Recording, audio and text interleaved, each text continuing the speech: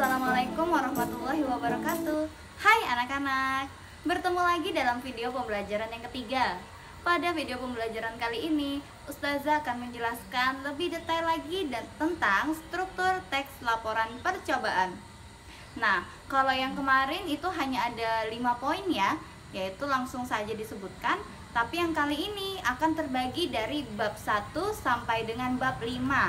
Nah, apa saja ya isi-isinya? Kita simak ya. Pada bagian bab 1 yaitu pendahuluan. Nah, pendahuluan artinya masih di awal-awal.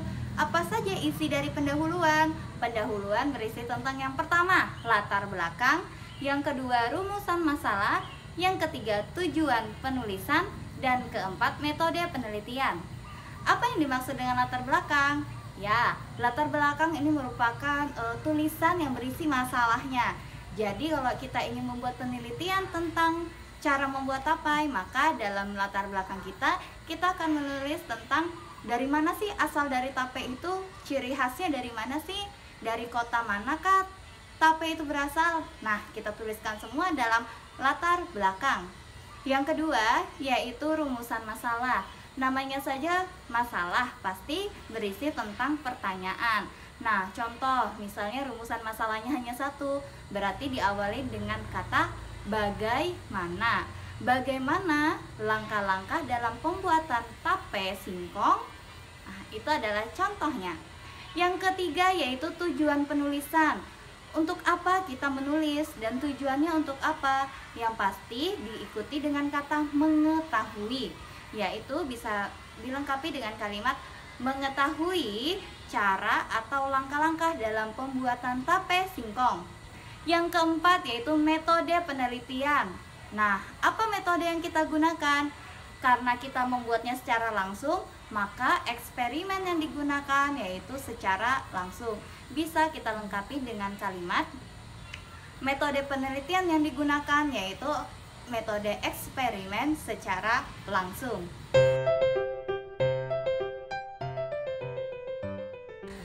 Dan bab kedua yaitu landasan teori. Apa yang dimaksud dengan landasan teori? Teori artinya menjelaskan, landasan artinya tumpuan atau dasar, di mana bab 2 ini merupakan dasar dari teorinya. Nah, karena kalian memiliki tugas untuk membuat tape singkong, maka di dalam landasan teori berisi definisi atau pengertian. Apa saja yang harus ditulis? Yaitu tentang pengertian dari tape itu sendiri. Yang kedua, pengertian dari singkong. Yang ketiga, pengertian ragi tape. Nah, kalian bisa menuliskan 3 poin ini. Bisa juga kalian tambahkan pengertian-pengertian yang lain yang menyangkut dengan teori yang kalian gunakan. Yang ketiga yaitu proses penelitian. Nah, sudah masuk dalam proses penelitian, maka kalian akan menulis menjadi 3 bagian. Yang pertama, waktu penelitian. Waktu penelitian dibagi menjadi 2. Yang pertama waktu, kapan dikerjakan, dan yang kedua yaitu tempat di mana kalian melakukan penelitian. Yang kedua yaitu alat dan bahan, dibagi menjadi 2 kembali, alat dan bahan, 1 alat, 2 bahan. Yang ketiga yaitu proses pembuatan.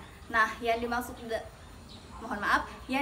dengan proses pembuatan yaitu adalah langkah-langkah yang harus kalian gunakan, yang harus kalian lakukan dari tahap awal sampai dengan tahap terakhir hingga menjadi tape. Nah, seperti itu.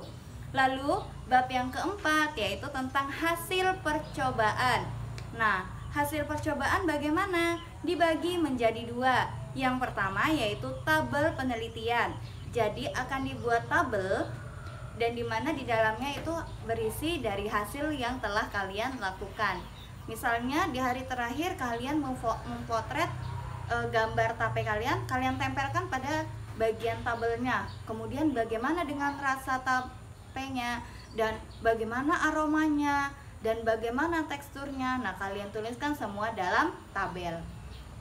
Dan yang kedua yaitu pembahasan penelitian. Pembahasan penelitian yang dimaksud yaitu hasil dari penelitian kalian. Misalnya kalian ingin menjelaskan secara detail, maka dari hari ke hari kalian menjelaskan bagaimana proses pembuatannya. Misalnya pada hari ketiga ternyata sudah mulai tercium aroma-aroma, maka kalian jelaskan dalam penelitian, dalam proses penelitian tadi, proses penelitiannya, pembahasan dalam penelitian. Nah, kalian jelaskan di situ. Contohnya nanti bisa kalian lihat di dalam modul. Nah, dan yang terakhir yaitu penutup bab kelima, ya. Bab kelima yaitu penutup. Nah, penutup ini dibagi menjadi dua. Yang pertama kesimpulan, yang kedua adalah saran. Kesimpulan itu diambil dari hasil penelitian kalian dari awal hingga di akhir. Bagaimana, apakah berhasil atau kurang berhasil? Nah, itu dia. Yang kedua yaitu saran. Bagaimana saran? Saran ini kalian buat untuk orang yang akan membaca penulisan kalian. Lalu setelah setelah penutup apalagi? Yaitu daftar pustaka. Apa yang dimaksud dengan daftar pustaka? Daftar pustaka adalah sumber di mana kalian mendapatkan teori-teori yang tadi kalian isi pada bab kedua. Kalian mencarinya di internet, maka kalian tinggal mengcopy paste tulisan yang ada alamatnya, yaitu www sampai di akhir. Kalau kalian mengambil dari buku bagaimana? Nah, itu nanti akan dijelaskan dalam modul ya, biar lebih paham. Kalau kalian ambil dari internet, berarti kalian hanya menuliskan alamat webnya saja dan di-copy dalam daftar pustaka. Nah, itu tadi dia, yaitu struktur yang ada dalam teks laporan percobaan. Ada 5 bab yang harus kalian kerjakan dan harus kalian pahami. Nah, tetap semangat buat semuanya. Ada yang kurang paham langsung tanyakan ke Ustazah ya.